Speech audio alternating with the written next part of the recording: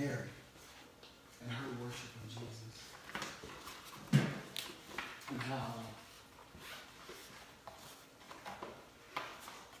it grew out of what it stemmed out of. Simon the leper decided to have a dinner honoring Jesus because he had raised Lazarus from the dead. Jesus and Lazarus sat as guests of honor in this meal, and Mary, just as a part of everything that was going on, just in her thinking, in her honoring Jesus, even just couldn't help herself,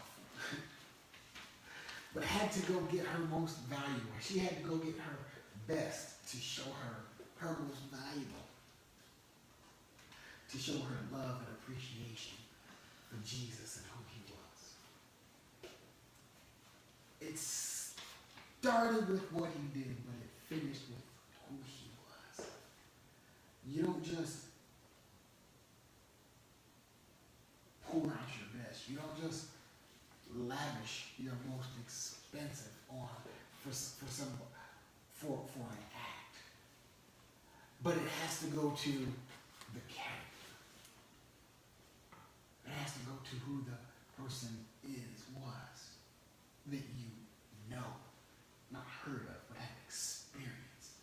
And so that's what came out of Mary's anointing of Jesus. And it was even prior to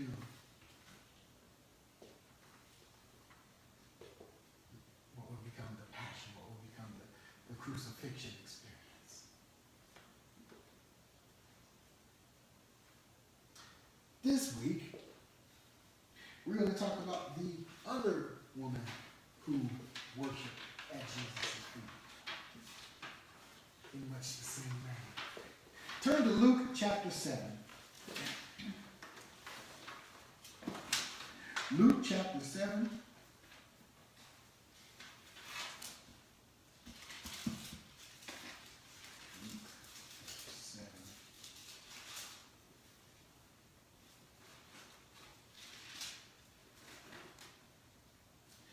And I'm going to start with verse 36.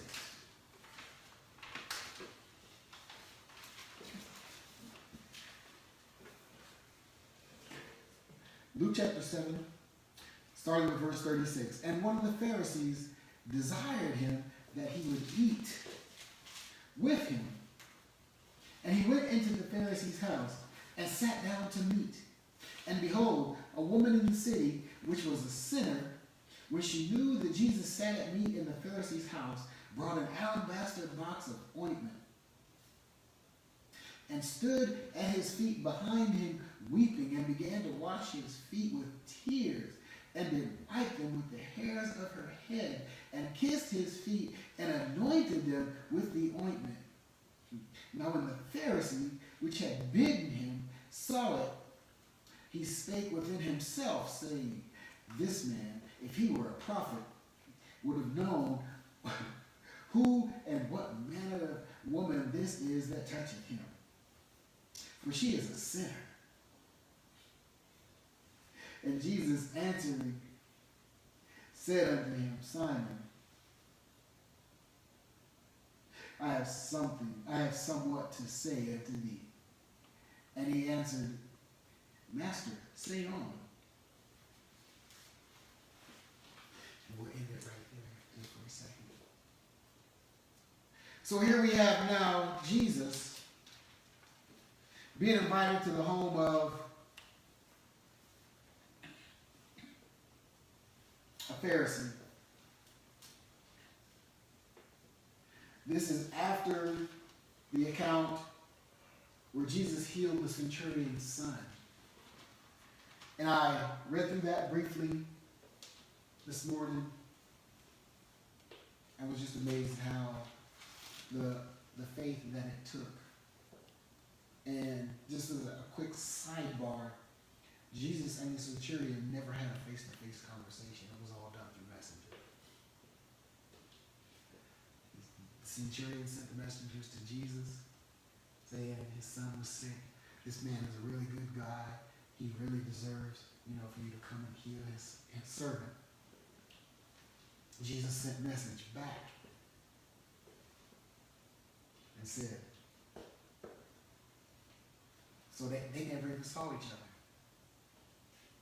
They never even saw each other face to face. But his faith, got his servant healed. So then after that account, you have the instance of the disciples of John the Baptist come, and they pose their infamous question of, are you the one that was to come, or do we look for another? And Jesus, they asked him that question. Then he went about performing miracles, healing the blind, helping the lame to walk, doing all those things that he did. And then he tells them, based on what you've seen, go back and tell. So it wasn't just words. He gave them something to take back. So after that, immediately following that instance, he raises the widow's son. No, excuse me, I got that backwards. He raises the widow's son. Then he deals with the followers of John the Baptist who ask. And he deals with that. So then right after that, we have this Pharisee that approaches Jesus and says, hey, won't you come have dinner at my place tonight? So there it was, Jesus sat at meat with him. Sitting at meat simply means at dinner. They were there having dinner. And behold, a woman in the city, which was a sinner, when she knew that Jesus sat at meat in the Pharisee's house, brought an alabaster box of ointment. So,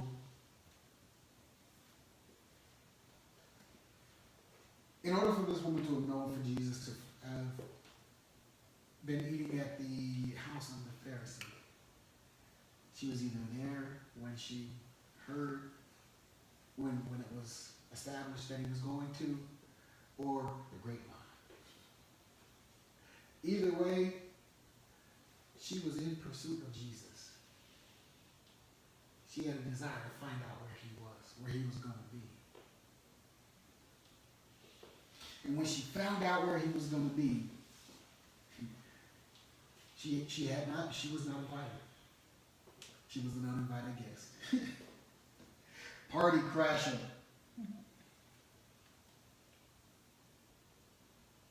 So then he went down into the Pharisee's house and sat down to meat. And behold, a woman in the city which was a sinner, when she knew that Jesus sat at meat in the Pharisee's house, brought an alabaster box of ointment. Something about alabaster. The alabaster box had to be a very valuable thing, because that's where Mary kept hers. That's where this woman, who was a sinner, kept hers. And the inference here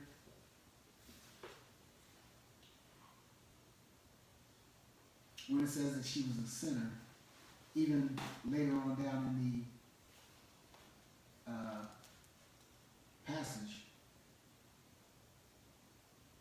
when Simon says if this man were a prophet, he would know what manner of who and what manner of woman that toucheth him, for she is a sinner.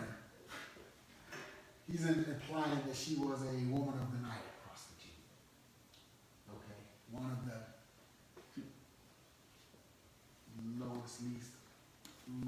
most lowly looked upon professions, for a woman to have, simply because of all the implications and everything. But here it is. She crashes the party.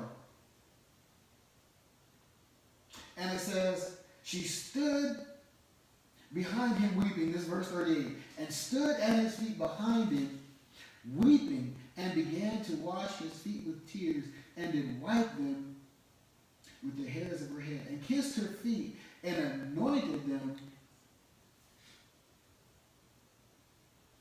with the ointment. So she crashes the party. Jesus is there sitting down. It says she stood behind him at his feet. They weren't sitting at a table. They were seated on the ground, on the floor, and the food was all in the middle. That's how she could stand behind Jesus at his feet. If he were sitting in a chair at a table, she could not sit behind him at his feet. And it would have been a great effort for her to get to his feet. He should have pulled him out, this and all of that. So just setting the context of it all, he was already seated on the ground. He was sitting in a manner where she could stand behind him at his feet. And she was already weeping. And began to wash his feet with her tears. There is a considerable amount of weeping going on for her to be able to wash his feet. For the moisture from her tears to wash his feet, such a manner. And then she was able to dry it with her hair.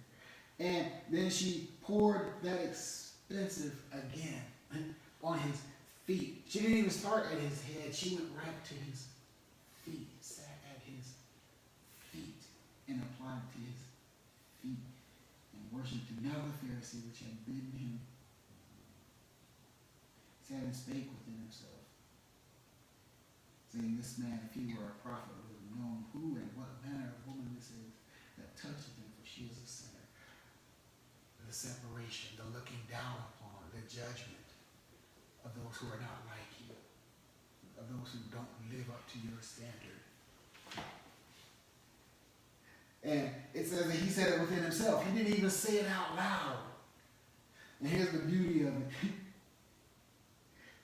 And Jesus answered unto him and said, Simon, I have somewhat to say to thee. Simon doesn't know, obviously, that Jesus knows what he was thinking. So Simon is thinking, well, what? He just says, say on, master. Thinking Jesus might be ready to break out some great teaching unto him, or get ready to speak a word to him, because he knows who Jesus is. He knows of he knows who Jesus is, quote unquote, supposed to be, because he says, if this man were a prophet, then he would know who it is that touches, who touches him, who and what manner of woman it is. So this is master, say on. So whatever it is that it was, he was expecting Jesus to say. What came next was completely unexpected. Verse 41 of Luke chapter 7. And Jesus comes out. There was a certain creditor which had two debtors. The one owed 500 pence and the other 50. And when they had nothing to pay, he frankly forgave them both. Tell me, therefore, which of them will love him most?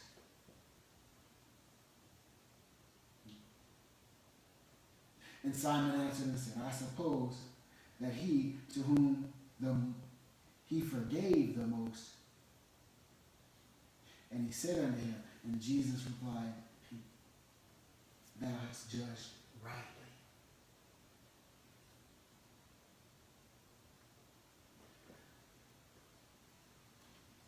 So Jesus set him up. Set him up.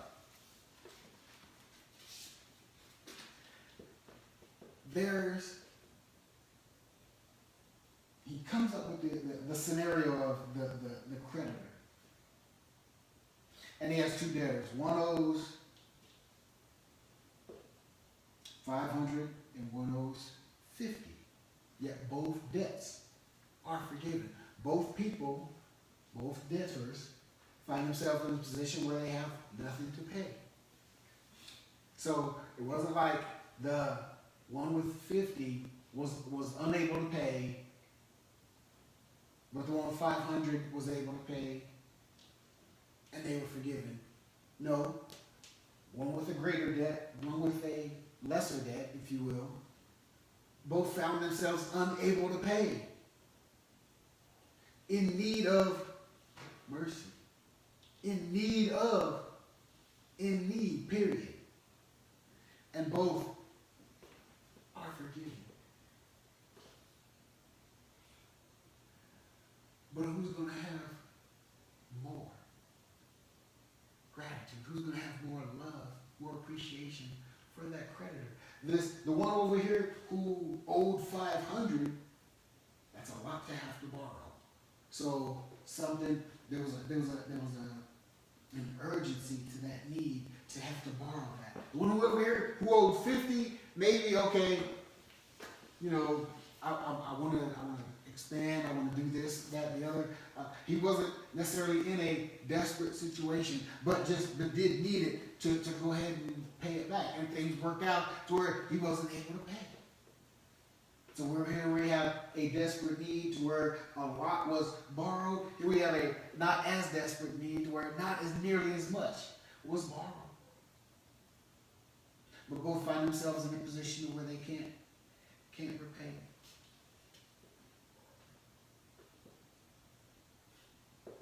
And it is known, it is expected by virtue of human nature that the one who was forgiven of more would have a greater love for the debtor than the one who had a lesser debt. And Jesus says in verse 43, thou hast rightly judged. Interesting that he says judge. Because he had judged the woman earlier already. If he knew this woman who touched him, if he knew who she was, if he knew what manner of woman, if he was the prophet that he is supposed to be, so he judged Jesus and he judged Mary. And he judged the woman at the same time. So Jesus says, now you have rightly judged.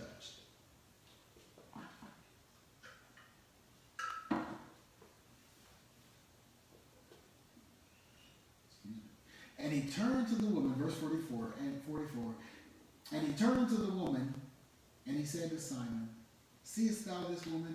I entered into thine house, and thou gavest me no water for my feet, but she has washed my feet with her tears, and wiped them with the hairs of her head. So this Pharisee who wanted to entertain Jesus, who wanted to show Jesus what a good host he was, who wanted to show Jesus how powerful and influential, or show Jesus that whatever his intention, what the intention of his heart was, he invited Jesus in, but he didn't even treat Jesus with the minimum expected level of hospitality. When you invited someone into your home, if you were a person of affluence, or even if you were not, if you honored, if you valued their presence in your home, then you made sure their feet got washed. And there was no requirement for anointing oil. There was no requirement for alabaster boxes to be broken. He simply says, and you gave me no water for my feet. You didn't even give me water so I could wash my own feet.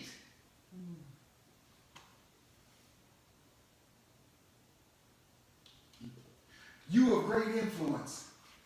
You of great higher social standing. You who are not a quote-unquote sinner like this woman. You didn't even ensure that my feet got washed when I came into your house. Whether I had to do it myself by you offering water, or you had a servant do it, or you did it yourself. You didn't even make sure that my feet got washed.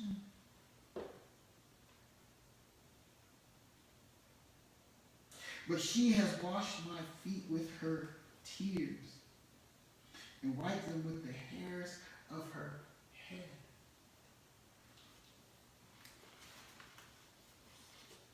He goes on, thou givest me no kiss, but this woman, since the time I came in, hath not ceased to kiss my feet. So again, an honored guest in your house would be greeted with a kiss. But this Pharisee who invited Jesus in did not even greet him with a kiss. But he's now saying that this woman whom you look down upon, who has all this sin, who is not worthy to be in your house, who was not even invited into your house and would never be invited into your house, not publicly as a part of a social gathering, because somehow he knew that she was a prostitute, somehow.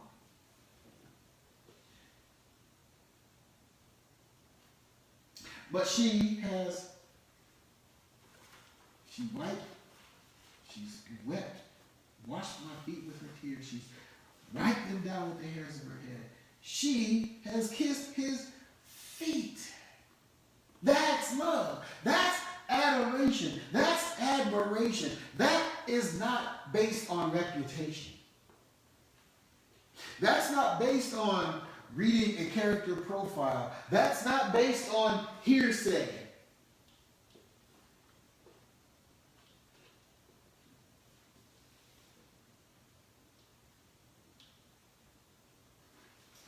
Verse 46, my head with oil thou didst not anoint, but this woman has anointed my feet with ointment.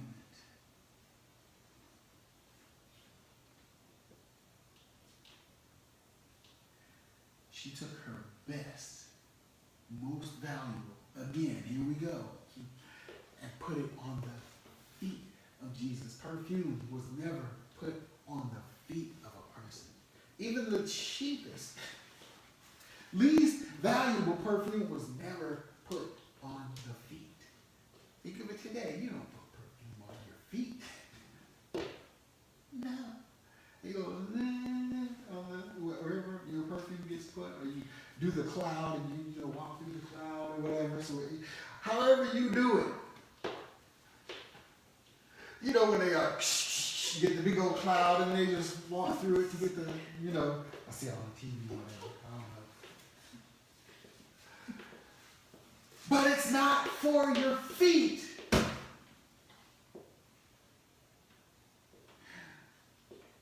Jesus said, you didn't even put any on my head. Which, if you're going to anoint a person, that's where the anointing took place.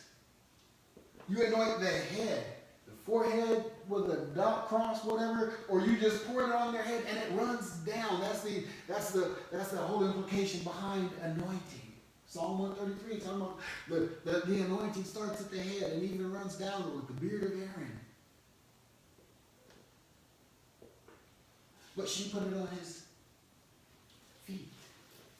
The feet that, think about in those times, everything was dusty. You walk from one place to another, your feet were going to get dirty. So by the end of the day, the evening meal time, your feet were crusty, dusty, by that time. And here she is, tears, washing his feet with her hair. With her hair, drying them off. Then she anoints his feet. And she's kissing his feet. That's love. That's adoration. That.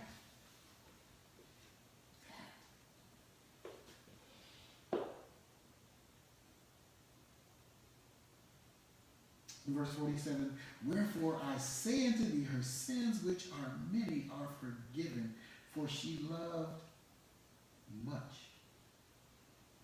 But to whom little is forgiven, the same loveth little.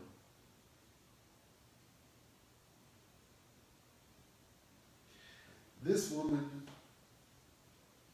her act of worship was, number one, all about herself, and at the same time, not about herself at all. Oxymoronic, if you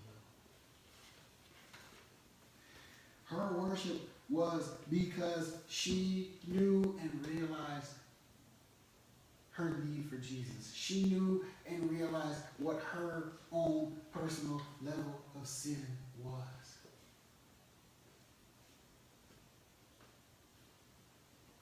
Now, I've read commentators previously that said that this woman had been previously demon possessed. And Jesus had cast the demons out.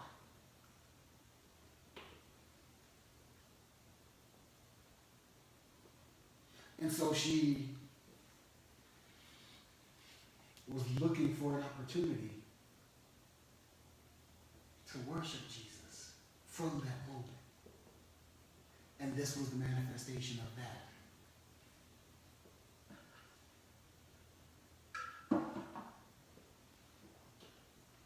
But for her to enter into the house of a Pharisee, Pharisees were rarely thought of to be middle class.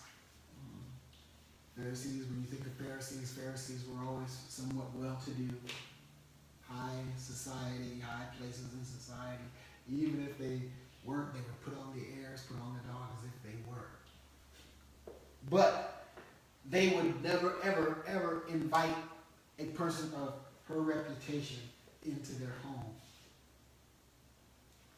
So think of the fact that she just burst into this person's home because Jesus was in there.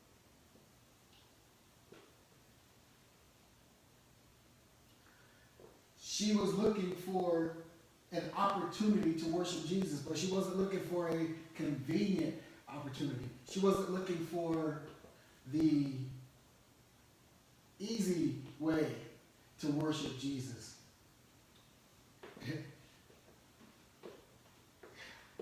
Like right now, I was like, help me, Holy Spirit, because she could have waited until he came out. She could have waited until he was in a private place. She could have waited until after he came out. She could have waited to find him in a private spot by himself, where it would have been just him and his disciples, where no one would have looked down upon her. But the urgency of her worship inside of her had to. There was a have to her worship. Not a checking off the block. Not a, like the people used to say, if I miss church today, my week's not going to go right. No, she wasn't concerned about the rest of her week going right. She was concerned, her expression was that the rest of her life was going to go correctly because she had already experienced Jesus. And her thankfulness for that correction, her thankfulness to him for expressing the love and acceptance of her and the changing of her life pushed her to where she had to worship Jesus. There's the have to. When you realize your level of sin, when you realize everything that Jesus did for you, that's where have to comes in. But it's not an outside telling you you have to. There's an inside that you look on the inside and say, oh, I had so much going on. I had so much going wrong inside of me. And Jesus accepted me and Jesus received me. Oh, I have to worship him. Oh, I have to show him how much I love him. I to. Say that. Oh my.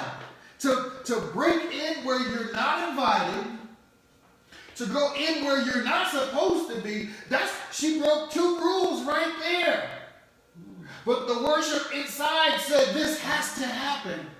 The worship inside of her, the deep down on the inside, where only God can reach, where only Jesus can touch, where Jesus come into my heart, that place where Jesus had invaded and taken over now, not violently, but because she allowed him in. Oh my, her worship, that worship, put her to where she had to. Where she had to. Whereas the Pharisee who invited Jesus in to his home, didn't even treat Jesus with any level of honor at all. Didn't greet him with a kiss. Didn't give him water for his feet. But basically brought Jesus in to show Jesus something. See? But that's where a lot of people get caught up. This is where, if we will, we can go back to the rich young ruler who wanted to add Jesus to his wall of accomplishments. He was young, he was well educated, he was a ruler, he was all of these things. And said, oh, there's that Jesus. And he ran up to Jesus with enthusiasm, with vibrance. He ran up. It takes vim and vigor and energy to run up to somebody with that kind of, oh, Jesus, what must I do to be saved? How do I get in this club? How do I make you a part of my wall of accomplishments? How do I add you as a notch to my belt? And when Jesus challenged him and said, okay, what about the commandments? Have you done this, that, and the other? Check, check, check, check, check. I'm in. You can hand me my diploma any second. And then Jesus challenged his heart. Sell all that you have, and now begin to give to the poor. You can almost, with your spiritual ear, hear a door slam shut. The door of his heart at that moment slam shut. And you can see that his intent was never to follow Jesus. That his intent was to make Jesus a wall hanging and not the center.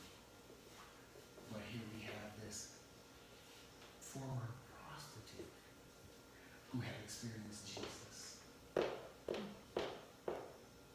And whereas the rich young ruler came running up when Jesus was just out and convenient and easy to get to, this woman, this sinner, found out where he was and got in there. Where she wasn't supposed to go, where she wasn't even invited, but she had to get in to worship Jesus. That is worship.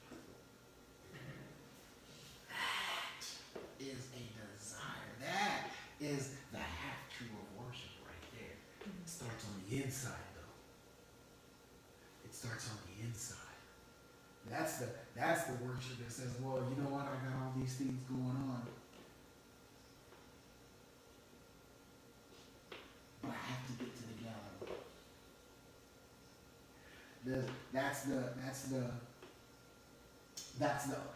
on the inside that overcomes the inconvenience. That sense of urgency on the inside of worshiping that overcomes everything else. It says, you know what? I have to. Because I desire to. Because of everything that he's done for me. For her to go in and see Jesus sitting there and just be weeping in such a manner.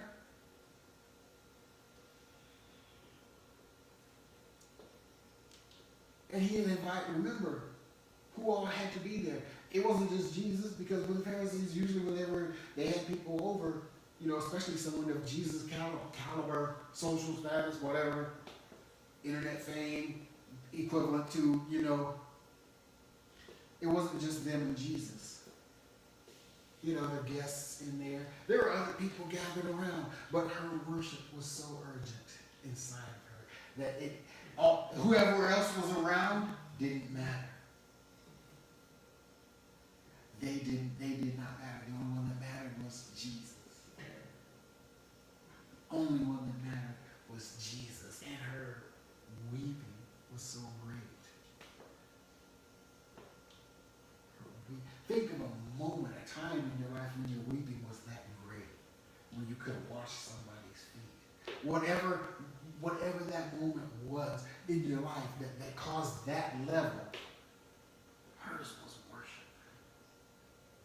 Hers was about herself and everything that she had done and everything that Jesus had removed from her life. That level of weeping. And it wasn't complete until she had to wipe his feet with her hair. See, the hair was considered a woman's glory. A woman's beauty and identity, you know, was in her hair. And she took what even as a sinner, as a woman, she took what was her beauty, her glory, and wiped the feet of the Master.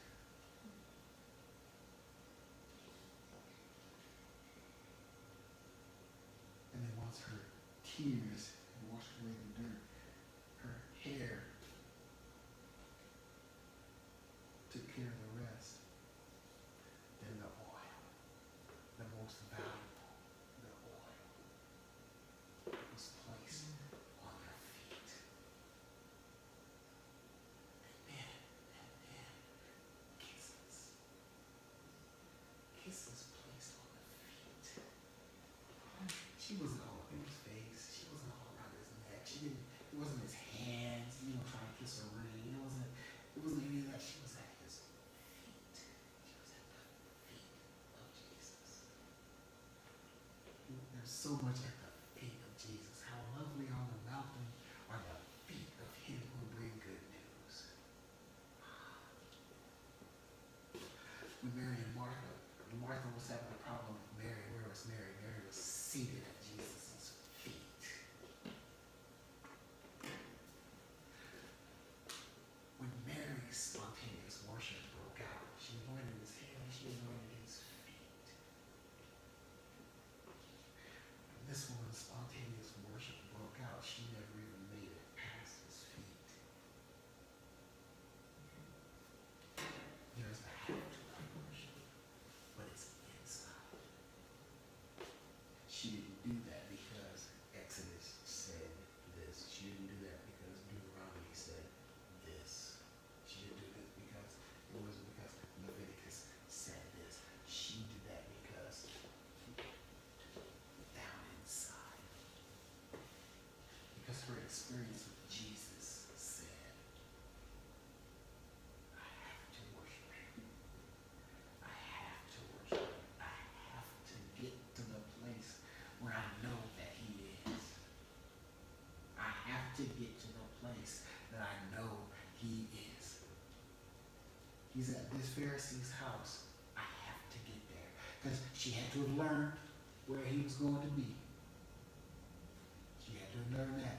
Then she had to go get her alabaster box, because wherever she was when she learned it, she wasn't carrying that box with her. She had to return home to get the box, to get in. And we had our own tape, VCR tape, of the account of Jesus' life, and what it shows regarding that account is kind of that she broke past guards and came running in and fell at his feet, even though that's not, depicted anywhere here.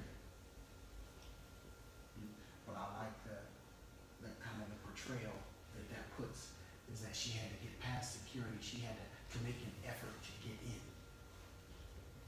She had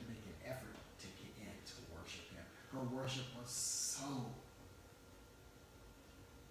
fervent within her that she could not contain it, that it couldn't wait for a more convenient time, that it couldn't wait for a less socially proper time, that it couldn't wait, that there was an urgency that said, I have to get to where I know Jesus is. When we know that God is going to be in a place, we have to get to that place to worship Him. We have to. If we love the Lord, remember what Jesus' parable said, of whom much is forgiven, they will love Him more than the one of whom a little is forgiven. So, for all those people, out there in life, well, I'm a good person. I haven't done that much bad. There was a time when I was a kid when I stole a cookie. And so, yeah, I love the Lord.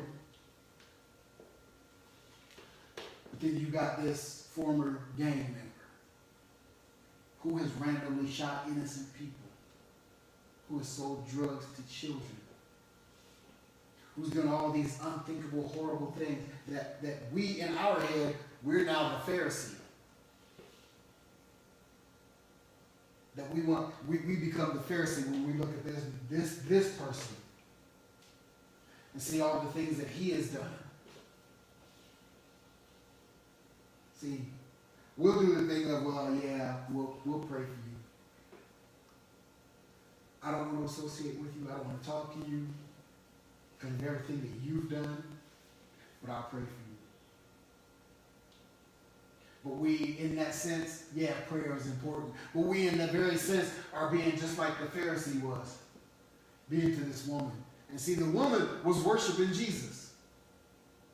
She was in the midst of worshiping Jesus. And the Pharisee looked at her and judged her by who she was. Jesus judged her by what she was doing, by what was flowing from her heart.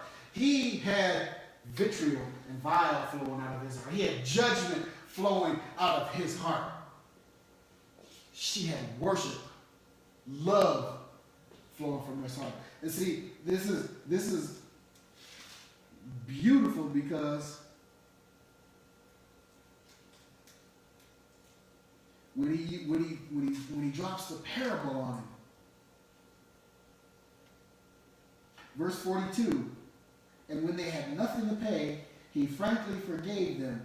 Tell me, therefore, which of them will love him the most? Your worship lets God know how much you love him. Your worship lets you know the urgency of your worship. Of our worship lets God know how much we love him. The urgency of our worship, the urgency of our intimate one-on-one time with him.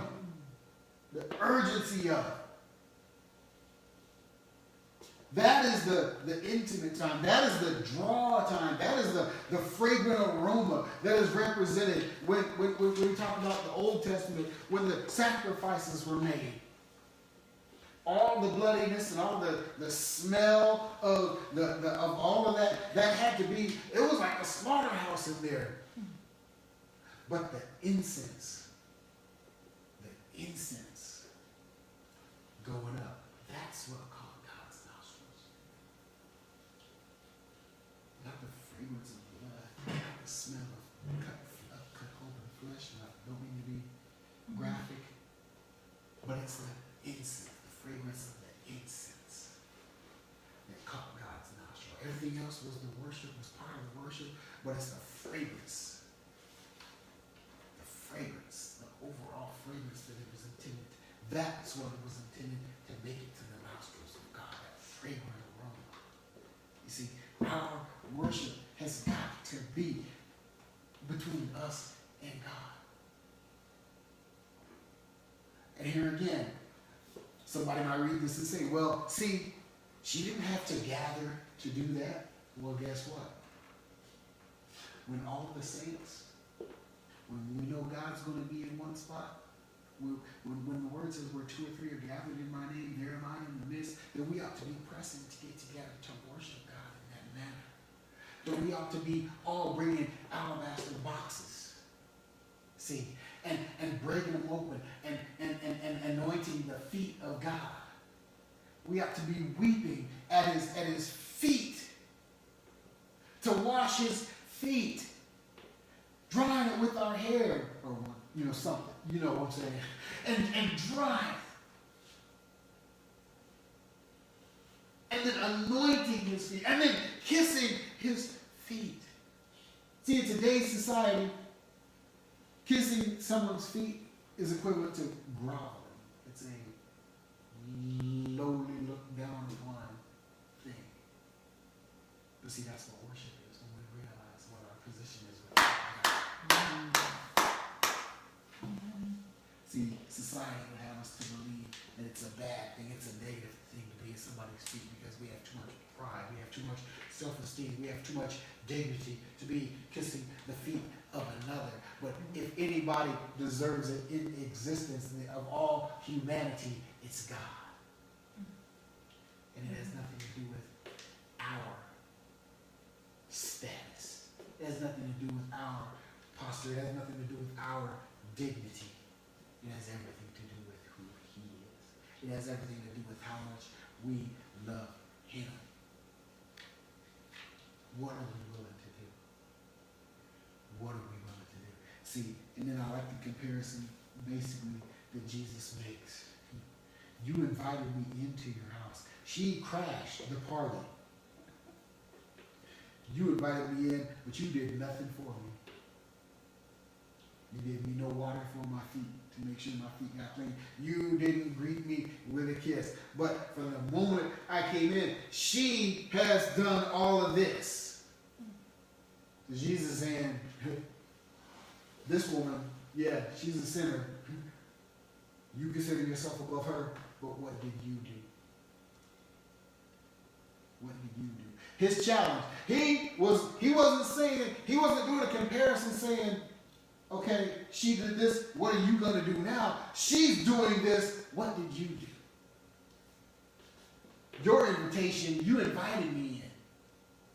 Your invitation came first. Everything she did came after that. But guess what? What did you do?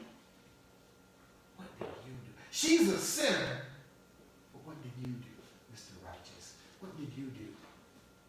What did you do? You who are above her. You who haven't sinned nearly as much as her. What did you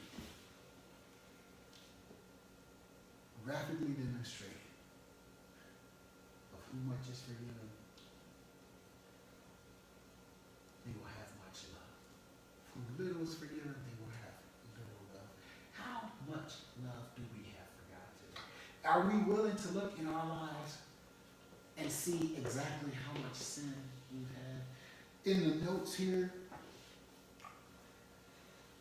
for verse 47, it says, lovelessness in the Christian life may sometimes stem from a lack of honest awareness of one's own sins and thus a corresponding lack of appreciation for what Christ has done in working forgiveness.